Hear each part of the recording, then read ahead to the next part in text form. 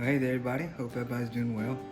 Before the video starts of the food and getting into that, I just wanted to interject right fast and say really a big thank you to everyone who watches my videos and has watched, who watched, and who will watch. I really do appreciate it, and thank you. And I really start getting thankful this time of the year because, you know, of course, holidays coming up, and this month actually is my birthday month, so I'm always thankful for another year to be blessed to be here. Because if you know my past few years, I've had some tough ones the past 2 years.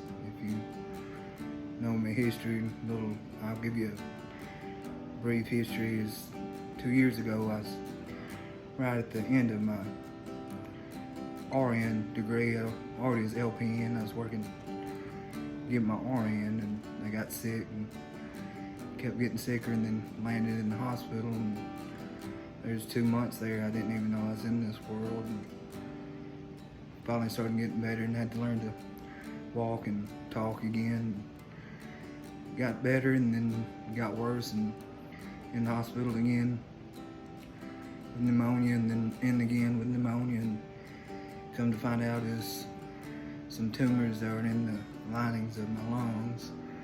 So I had to go through chemo for that, and did chemo for a while, and finally got over that, which you can tell the beautiful beard is doing well since the chemo's gone.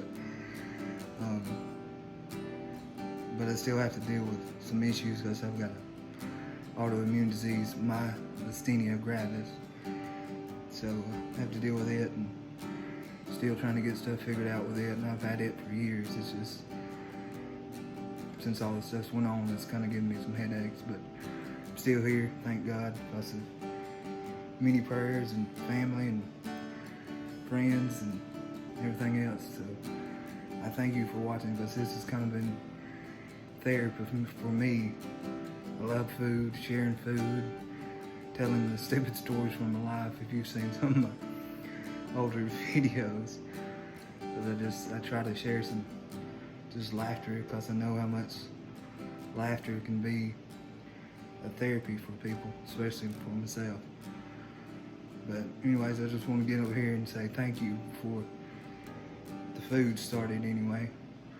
I only have, I think, like 150 something subscribers, but that's the world to me, because you think where I live in Alabama, the little town I live in, we only have about 150 to 200 people, so it's like my whole town's watching me, so it's a big deal to me.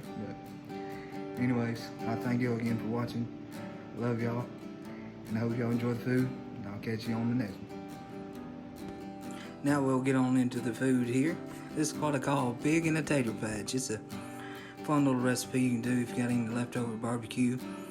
It's just some leftover barbecue, like I said, and then I'll start with my cheese sauce making here. I cut up a little onion and 2 tablespoons of butter, and I'll start cooking it off, sauteing it off in a pan here. I'll add in some little salt, pepper, and garlic powder as well to my onion. Get the butter melted and the onions start cooking off, and then I'll add in my cheese here. It's about a cup of Velveeta cubed up. Add in it to my onions, and I'll slowly start melting it, and I'll turn the heat down to about maybe medium or medium low. Add in some milk as well to thin it out so it isn't too thick and you can't pour it. And then I'll start on my potatoes. I'll use Waffle Fries because they're the ones I enjoy the most.